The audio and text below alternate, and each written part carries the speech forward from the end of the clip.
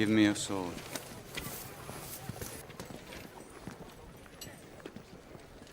What is your name? Hollis, son of Hammermine. The men are saying that we will not live out the night. They say that it is hopeless.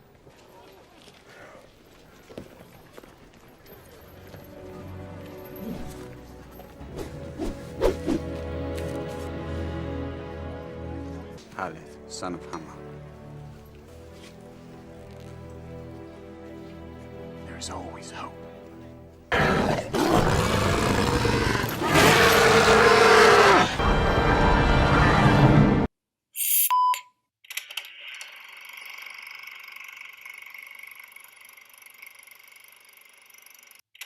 The world of horror gaming has seen its fair share of cult classics and internet sensations, but few have left a mark quite like Five Nights at Freddy's.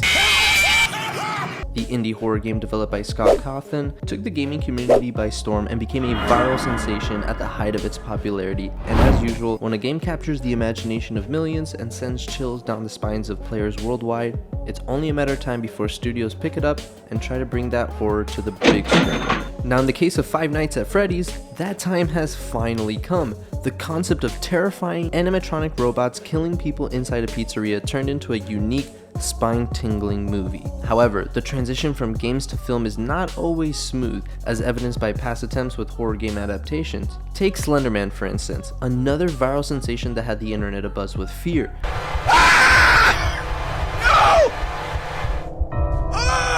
I remember playing that game with my friend and being terrified of that faceless mother. I would go home and watch creepypasta videos on it and get even more paranoid. So when it finally made its way to the big screen, I was more than excited since I'm a huge horror fan, plus I love playing the game. But in spite of all that, when the movie came out, it wasn't just one of the worst movies of the year, it was deemed one of the worst movies ever by critics and audiences. It's as if the horror game genre carries with it an enduring curse when it comes to movie adaptations. Now, while Sonic may have broken the video game curse in the realm of family-friendly adventures, the horror game genre still awaits its defining cinematic movie, its very own Sonic the Hedgehog movie. So when this movie finally got announced, I thought maybe this could be the one. This could be the horror game movie that sets the bar for this genre. But unfortunately, I'm sad to tell you guys it's not. Five Nights at Freddy's unluckily got bit by the video game curse and turned out to be yet another generic bad video game movie. So in this video I'm going to break down where the FNAF movie fell flat and why.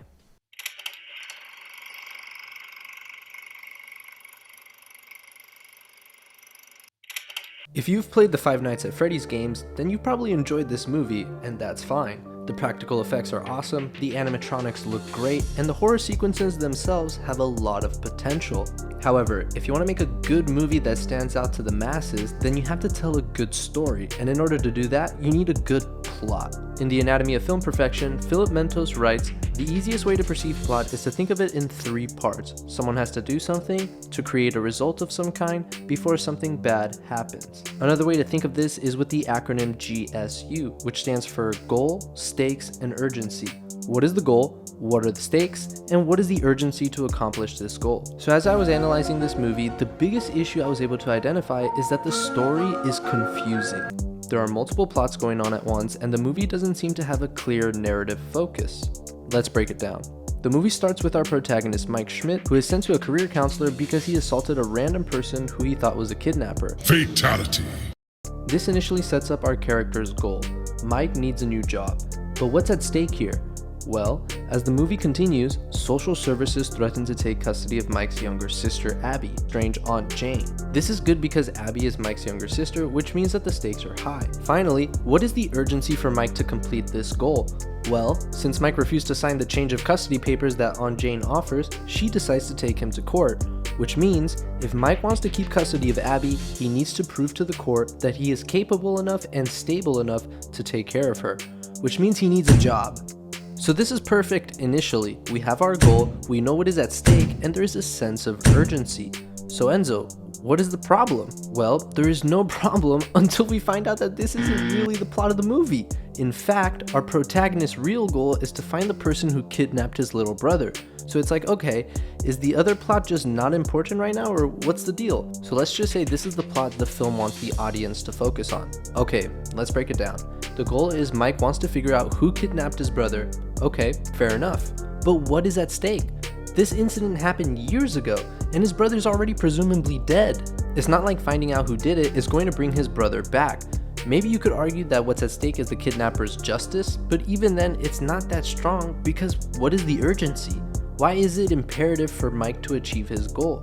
Yeah, sure, it's personal to him and he might want to get revenge for his brother, but there's no real urgent reason beyond that. Now if we go back to the first plot that we broke down, that storyline gets completely cancelled out because the blonde boy spirit possesses a Freddy animatronic and kills Aunt Jane and takes Abby to reveal to us the real plot of the movie, which is that William Afton is the villain and he's controlling the kids. Okay, so let's break down this new plot. So the goal is we have to stop William Afton. What's at stake? Abby's life. What's the urgency? The kid-possessed animatronics are trying to stuff Abby into a suit so that she can become one of them. Now by this point, the audience has gone through so many plots and we don't even know which one to focus on, so it just ends up feeling convoluted. Even if you don't agree with the GSU breakdown of plot, the FNAF movie still doesn't function as a structured story with any other format. Let's take a look at Dan Harmon's story circle, for example. In steps 1 and 2, we have a character who has a want or goal. In this case, we have Mike who wants to find the identity of the person who kidnapped his younger brother. Then we get to step 3, which sets up the initial problem to achieving that goal. Mike doesn't clearly remember seeing the person who took his brother Garrett. Step 4 is the initial action the character takes in order to deal with this problem. In the movie, we see Mike taking sleeping pills in order to help him dream better and remember. Now in step 5, this is where the character gets what they want, and this is the first step where we can identify a problem. Mike does get what he wants and finds out who killed his brother. It is William Afton. However, the problem here is that our character gets what he wants through none of his own actions. Vanessa is the one who ends up telling Mike that William Afton is the one responsible. This negates all of Mike's efforts that he's been doing all throughout the movie, which just makes the journey we went on with him feel pointless. Now, we can move on to step 6, but just understand that the flow has already been broken. In order for this story circle to work, each step has to build upon the previous one, so if there's one part that is weak, then the rest of the story is going to be affected. Step 6 is where there's supposed to be a pivotal problem, a major and unexpected issue that hurts the progress towards the main goal, and sometimes the character might even have to sacrifice something. This step doesn't really apply to this movie anymore since our character got what he wants and there's no major unexpected issue. You could argue that the unexpected problem is that the possessed animatronics are controlled by William Afton and he's using them to kill Abby. Now in step 7, the character has to take pivotal action to handle the problem created in step 6. This would be Mike going with the tasers to fight the animatronics and save his sister. Now through the course of these 7 steps, your character and story should change in a way to emphasize that there's no going back. In this story though, there's no real change. Mike continues to look after Abby as they return to their normal lives. So as you can see, the Five Nights at Freddy's story starts to derail around step 5 and doesn't seem to get back on track after that. Therefore, I'm going to offer you a different story that could have made the FNAF movie better. I'm not saying that this should be the script for the FNAF movie, I'm just going to change a couple details so that the movie flows nicely with this story structure. So let's begin. Steps 1 through 4 I would keep the same. Mike is our protagonist and he's trying to find out who kidnapped his brother by using dream theory. His dream memory is a little foggy, so he ends up using sleeping pills to help him sleep better so that he can hopefully remember clearly what happened. The last 2 steps I'm not really crazy about, but it's a horror movie, so I'll suspend my disbelief. Now step 5 is where I'll make the first change. Instead of having Vanessa just tell Mike who killed his brother, I'm going to have Mike gain a clue through one of his dreams. For example, one of the kids tell him the kidnapper's first name, William. This will help the story in 2 ways. 1, it will progress Mike towards his goal in a way that validates his efforts in the movie, and 2, it won't feel like the plot just conveniently put Vanessa there to tell Mike that important information before the twist reveal. Now as we arrive at step 6, I would make the pivotal problem something to do with Mike's dream that will hinder his progress. For example, maybe the pills have an unexpected side effect on him that make him slowly start to lose his dream memory. As bits and pieces of his dream start to fade away, Mike has to now sacrifice something in order to find out the person who took his brother. This is when the kids could come in and make the deal for Abby. They could offer Mike the full name of the kidnapper in exchange for Abby. This would work for the story structure since Mike's action would come at a cost. Now step 7 will actually have significance since Mike realizes he did the wrong thing and has to now save his sister's life. Step 8 could then conclude with Mike saving his sister and having change by understanding that he shouldn't jeopardize the people he loves in order to try and achieve his personal goals. That would have worked much better narratively as a story that general audiences who haven't played the games could have enjoyed and not be confused.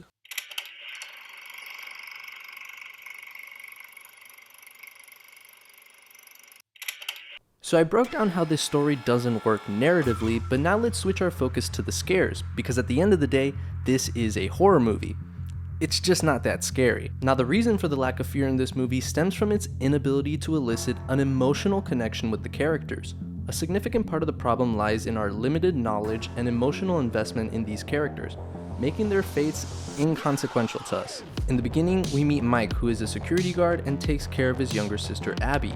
While the movie does spend some time diving into Mike's past and how the trauma of losing his younger brother is affecting him, it spends zero time exploring his younger sister, who is actually alive and present. I mean, it's almost like these characters are enigmas to us, devoid of personal lives, relationships, aspirations, or any relatable qualities. If anything, all we do know is the negative stuff, such as she talks to imaginary friends, Sitting on my friend. she doesn't listen when Mike asks her to do something,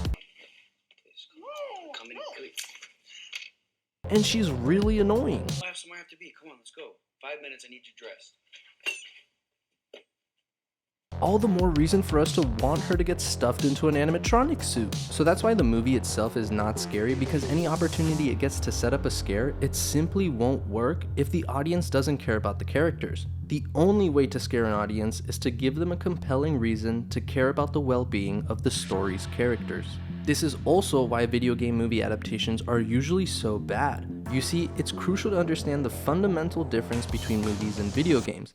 In a video game, we often assume the role of a character, and our fear and concern become intertwined with our own safety. We experience a heightened sense of vulnerability, and the impending dangers can genuinely terrify us because they directly affect our in-game avatar.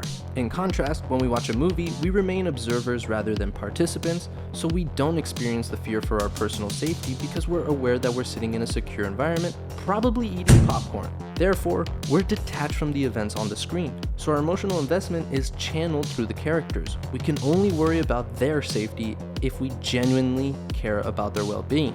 Genuinely. This is where the essence of effective horror lies in movies.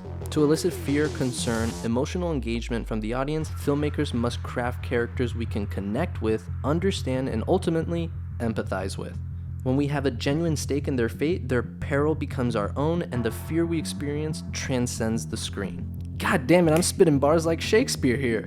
Now the bad news is the only way to fix this problem is to have a good plot, because these two things go hand in hand. Great characters stem from a good plot, and as I covered in the previous section, the plot of this movie is all over the place. So this film is officially a mess. It is not a quality story that effectively scares the audience, but the good news is it made a ton of money! Jerry, you better yell! Show me the money! You love this black man! I love black people! I love black people!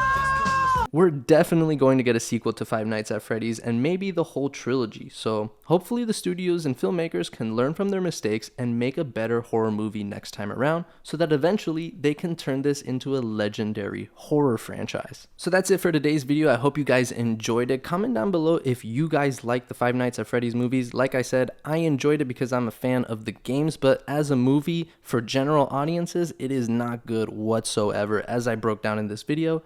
Anyways, leave this video a thumbs up if you liked it, comment down below, subscribe if you're not already, and I will catch you guys on the next one. Peace.